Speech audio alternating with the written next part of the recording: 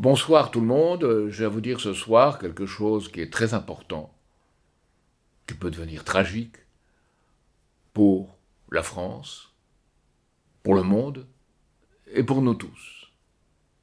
Au cours d'une conférence qui s'est tenue en présence de 27 autres pays, une conférence qui s'est tenue à la demande de la France, Emmanuel Macron a déclaré qu'il fallait être prêt à envoyer des troupes au sol en Ukraine de la part des pays occidentaux. Voici exactement ce qu'il a dit. Rien ne doit être exclu, tout est possible, y compris l'envoi de troupes occidentales en Ukraine pour atteindre notre objectif, qui est de ne pas laisser gagner la Russie. Et ensuite, tout a été évoqué ce soir de manière très libre et directe. Il n'y a pas de consensus aujourd'hui pour envoyer de manière officielle, assumée et endossée des troupes au sol, mais en dynamique, rien ne doit être exclu. Nous ferons tout ce qu'il faut pour que la Russie ne puisse pas gagner cette guerre. Alors, remarquez bien, il n'y a pas de consensus pour envoyer de manière officielle des troupes au sol. Mais par ailleurs, certains pays l'auraient déjà fait, sous forme de conseillers militaires. Il y en a 3. L'un, c'est le Royaume-Uni, l'autre, c'est les États-Unis. Je vous laisse deviner quel est le 3e. Alors, c'est très grave parce que nous pouvons devenir à tout moment co-belligérants dans cette guerre, dans laquelle nous n'avons rien à gagner, parce qu'elle ne menace pas les intérêts vitaux de notre pays. Alors, de plus, Vladimir Zelensky a déclaré « Oui, nous parlons d'avions de combat avec la France.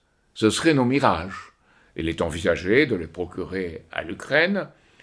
Des avions soit spécialisés dans l'attaque au sol, c'est ce que voudrait l'Ukraine, ce seraient les plus efficaces, ou des avions capables de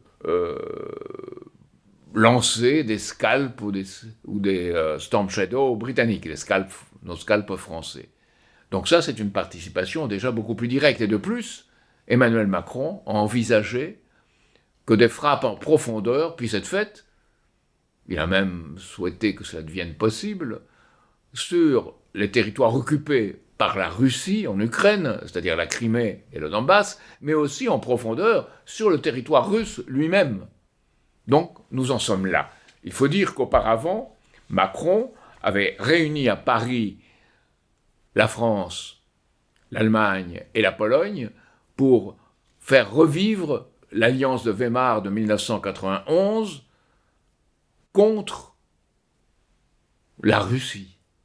Donc nous sommes non seulement dans des paroles prononcées à un moment donné, mais nous sommes dans une vision stratégique de guerre.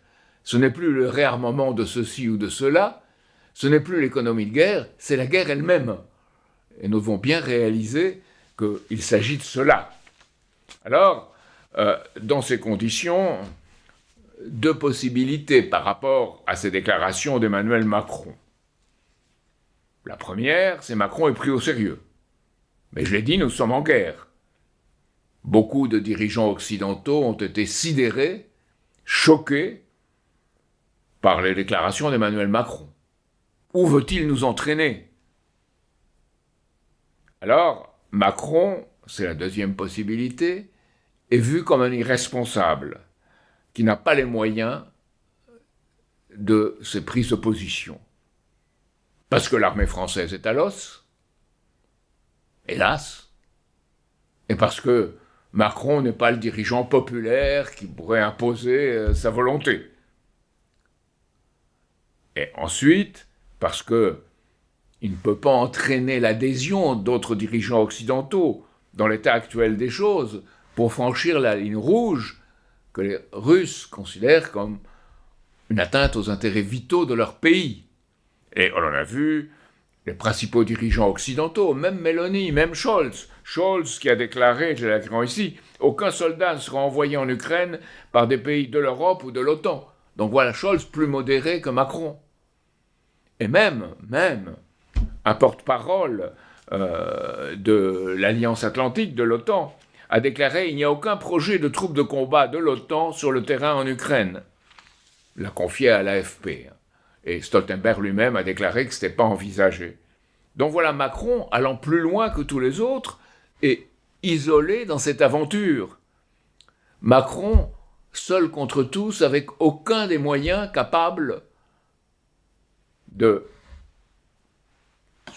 soutenir sa position, de soutenir ce qu'il envisage de faire.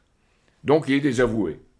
Et ce qu'ont déclaré les Russes eux-mêmes, c'est d'abord Dmitri Peskov, qui est le porte-parole de Vladimir Poutine, de la présidence russe, qui a déclaré, je le cite, « Dans ce cas, nous ne devrions pas parler de probabilité, mais d'inévitabilité d'une guerre entre l'OTAN et la Russie. » On en est là.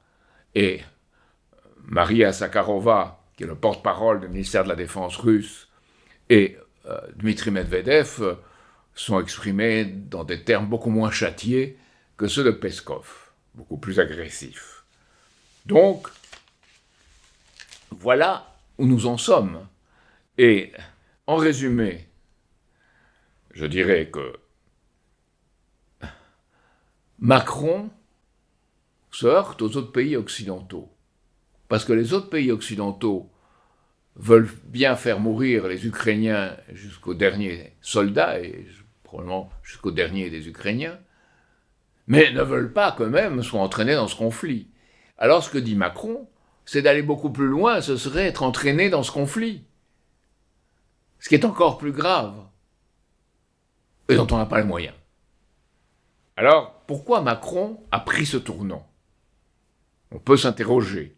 Je pense que la première chose, c'est la crainte d'une présidence Trump aux États-Unis, et Macron veut se montrer un dirigeant européen capable de défendre l'Europe avec une force de frappe française qui pourrait être étendue dans sa garantie à toute l'Europe.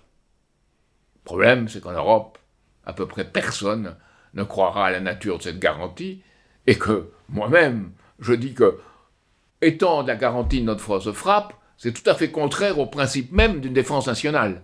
Ça ne se fait pas. La deuxième raison, c'est que Macron pense que l'Europe doit se défendre elle-même, quels que soient les moyens. Là, je ne parle plus de force de frappe, mais on voit une Europe complètement désunie, qui n'est pas du tout prête à se défendre sur une cause, même sur la question de l'Ukraine. On voit des dirigeants, je ne parle pas d'Orban et de Fico, le Slovaque et le Hongrois, qui eux sont plus que réticents, mais même les autres. Donc, on ne voit pas comment on pourrait aboutir, même si on voulait aboutir, à ce désastre. Et enfin, je pense que Macron veut faire de cette campagne sur la guerre en Ukraine un élément des élections européennes de juin, et qui pense avec cela pouvoir améliorer le score de Renaissance, qui est prévu pour être plutôt bas, contre le Rassemblement national et LFI, et se situer enfin dans ce en même temps. Mais c'est complètement fou, c'est projeté sur une situation très grave, des magouilles de second ordre, vulgaire, subalterne, comme aurait dit quelqu'un. Alors, évidemment, c'est pas sérieux. C'est pas sérieux. Et nous nous sommes ridiculisés aux yeux du monde en laissant Macron, en ayant un président qui fasse cette déclaration.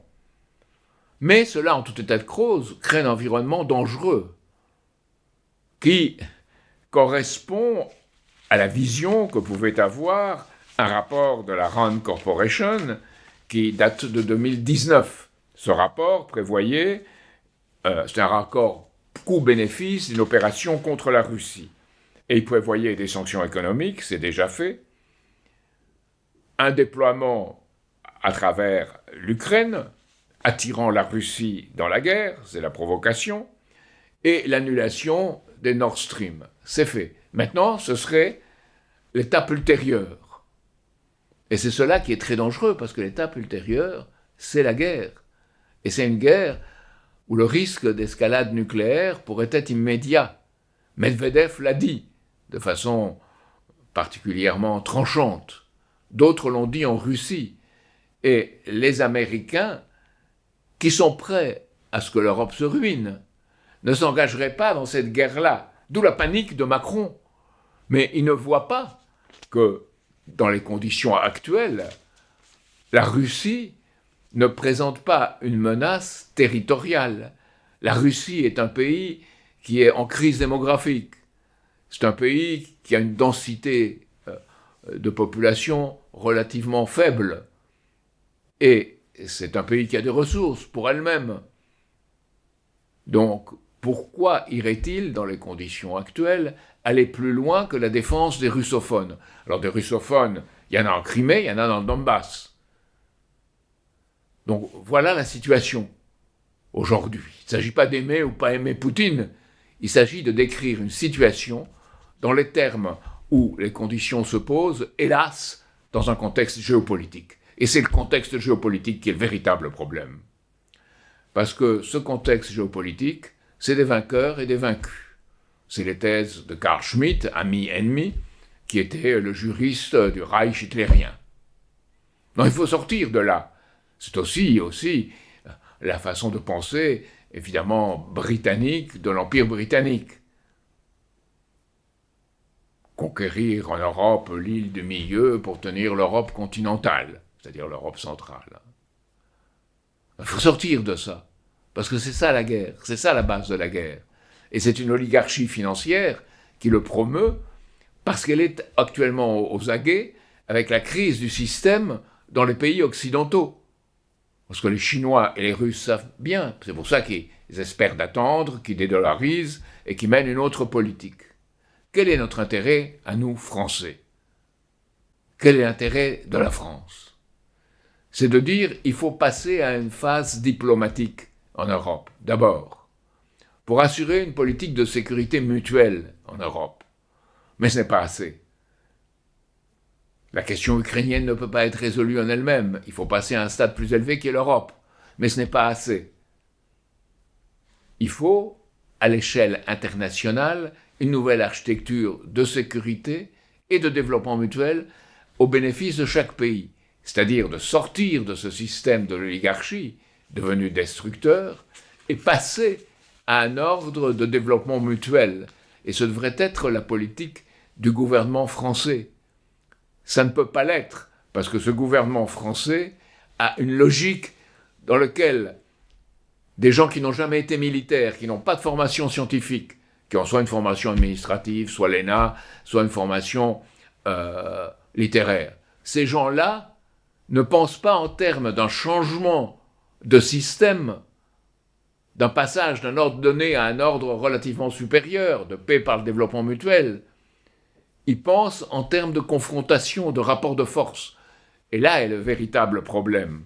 C'est pour ça que, par exemple, on n'applique pas l'article 35 et on ne saisit pas l'Assemblée nationale, qui aurait dû discuter de cette question. Il est vrai qu'on prétend que dans certaines circonstances exceptionnelles, on n'a pas besoin de saisir l'Assemblée nationale, mais ces circonstances exceptionnelles, c'est la menace de nos intérêts vitaux. Là, il n'y a pas menace de nos intérêts vitaux. Ah oui, diront certains, mais les Russes, si on leur cède, c'est comme ça qu'on voit les choses, la Crimée et le Donbass, après, ils vont se lancer dans les pays baltes. Bon, ils n'ont pas besoin de se lancer dans les pays baltes. Ils ne leur apportent pas, et ces pays baltes ne sont pas menacés, ils ne leur apportent pas quelque chose de plus. Donc même si on pense en termes géopolitiques, on est dans l'erreur. Et il ne faut pas penser en termes géopolitiques. Il faut penser en termes économiques, en termes de développement mutuel économique. Oui, il y a des territoires, mais ces territoires doivent être en développement dans l'intérêt d'eux-mêmes, mais dans l'intérêt aussi de l'autre. C'est la paix de Westphalie. Et c'est cette logique de paix de Westphalie à laquelle nous devons passer rapidement, si on veut ne pas avoir de guerre en Europe. Il faut passer à cette logique de paix, qui est une paix où on fait pour autrui ce qui est de son avantage et qui sera aussi de notre avantage. C'est le développement mutuel, où on ne s'attarde plus sur les offenses, les crimes qui ont été faits dans le passé. Il y en a eu en Europe, et beaucoup, et pas seulement du côté russe. On passe, et puis on crée les conditions d'annulation et de moratoire de certaines dettes de cette oligarchie financière qui est la source de la guerre. C'est pas du tout hors du sujet, c'est le sujet même. Beaucoup disent « Ah, mais il y a des secteurs, il y a des catégories, il y a le financier, il y a la sécurité, il y a le militaire. » Non. C'est une seule et même chose dans l'ordre de la pensée et dans l'ordre de la connaissance. Et cela définit l'être humain d'être capable de se hausser à ce niveau et de penser en termes de paix, et de paix parce que cette paix est assurée par le développement mutuel. Le pape Paul VI avait dit, le nouveau nom de la paix, c'est le développement. J'ajouterai le développement mutuel. Et c'est cela vers quoi la France devrait aller. Nous avons une position extraordinaire aujourd'hui, une chance extraordinaire de jouer ce rôle dans le monde, au Conseil de sécurité des Nations Unies et ailleurs. Mais pour cela, nous devons nous rapprocher des pays du Sud global. Alors je sais bien, Emmanuel Macron a voulu aller à Johannesburg, à la conférence du BRICS, mais elle a été repoussée. On ne peut pas être à la fois dans une politique de va-t-en-guerre, membre de l'OTAN, et en même temps vouloir aller à des pays qui sont dans l'esprit de Bandung, l'esprit de la neutralité active. Donc il faut changer de politique. Et c'est cela qui est essentiel. C'est pour cela qu'on doit se battre, et que dans les élections européennes, il faut porter ce message-là et sortir d'une logique de partis qui sont nombrilistes, qui pensent à leur position. Non, il faut une union pour que la France ait une politique qui soit en accord avec cette paix dans le monde, et il faut le faire très vite. C'est notre message, c'est pour cela que Solidarité et Progrès se battra, et c'est pour ça que nous avons besoin que vous nous souteniez, que nous ayons votre aide, parce que d'autres font ce combat partiel à l'échelle de l'Ukraine et de l'Europe, mais très peu, pratiquement aucun, à l'échelle du monde, et pratiquement aucun en France, à l'échelle du monde et de l'Europe, qui est le véritable terrain sur lequel se jugera la paix ou la guerre. C'est ce que je voulais vous dire ce soir.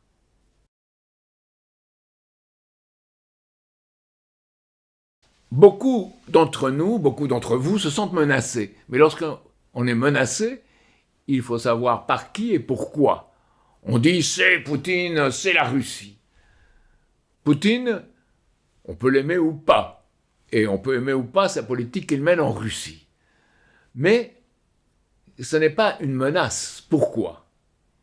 Parce que la Russie a un immense territoire. Elle a une démographie faible, il y a peu de naissances en Russie, et la Russie, qui veut assurer la sécurité, voire intégrer les russophones, n'a pas intérêt à aller ailleurs. Et de plus, dans les conditions actuelles, la Russie, certes sur une base militaire, mais réussit un développement économique que personne n'attendait. La Russie se développe davantage aujourd'hui que nos pays d'Europe occidentale. Pourquoi ? Parce que la Russie a trouvé des ressources avec la Chine, avec les pays d'Asie, les pays du Sud et les pays producteurs de pétrole. Aussi les pays d'Amérique latine, Lula, au Brésil. Donc la Russie a changé de politique. Sa politique est orientée vers l'Orient. Elle est plus orientée vers l'Occident.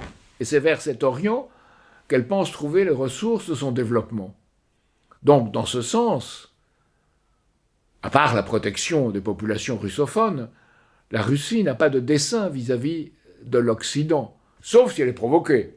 Alors, si elle est provoquée, si les intérêts vitaux du pays sont menacés, le langage corrosif de Medvedev deviendra réalité. Mais c'est seulement dans ce cas-là. Et la Russie a été provoquée. Il est clair, selon le rapport de la Rand Corporation de 2019, que le plan était d'utiliser l'Ukraine pour provoquer la Russie et l'entraîner dans un piège. On peut penser que la Russie devait le faire ou ne devait pas le faire, c'est une autre question, mais on peut penser que dans le camp occidental, on pensait préparer ce piège. Et c'est ce qui a été fait. On avouait maintenant clairement qu'il fallait détruire les gazoducs de Nord Stream. Poutine a dit c'est la CIA, je ne sais pas, je ne crois pas que la CIA soit aussi qualifiée que ça, mais je pense que c'est des intérêts occidentaux très qualifiés qui l'ont fait. Donc voilà d'où vient le danger, parce que c'était ce gaz naturel à bas prix qui nous permettait d'avoir, au moins en Europe, un développement de l'Allemagne. Et ce développement de l'Allemagne, s'il avait continué, aurait permis d'accepter notre nucléaire. Et nous aurions le gaz et le nucléaire. Et ça aurait permis un développement. Ben non. Dans les circonstances actuelles, nous sommes les perdants. Et les perdants au profit de qui? Au profit de l'oligarchie financière qui est la véritable menace, et qui est celle qui occupe les États-Unis aujourd'hui. Ce n'est pas le peuple américain, ce n'est même pas les intérêts de la patrie américaine, c'est une oligarchie financière d'occupants. Et cette oligarchie financière, eh bien, elle veut la guerre, ou la menace de guerre plutôt, parce que l'Europe, ayant perdu ses ressources, ayant perdu ses moyens, elle pense qu'elle est capable de la rallier. Et elle détient pour cela l'atout de la coupure entre l'Europe et la Russie. Il n'y a plus de détente, d'entente et de coopération, comme le disait le général de Gaulle, mais il y a une confrontation qui n'est pas à l'avantage des pays membres de l'Union européenne, dans les conditions actuelles. Certains commencent à le dire, parmi ces pays européens. Mais le danger est les Américains, qui pensent qu'avec leur parapluie nucléaire, ils tiennent l'Europe. Bien non, aujourd'hui, je pense que ce n'est pas leur dessein. Leur dessein principal, c'est d'en prendre à la Chine. Et Trump, s'il est élu, certains espèrent que Trump sera quelqu'un qui aura une politique d'apaisement avec Poutine. Non. Trump, ce sera la Chine. Et Pompeo, les gens qui sont avec lui, Bolton, Pompeo, Bannon, les gens qui l'inspirent, visent la Chine. Donc voilà le danger. Le danger, c'est cette géopolitique. Cette vision géopolitique nourrie par des desseins impériaux et des desseins financiers. Et les desseins impériaux et financiers vont toujours ensemble.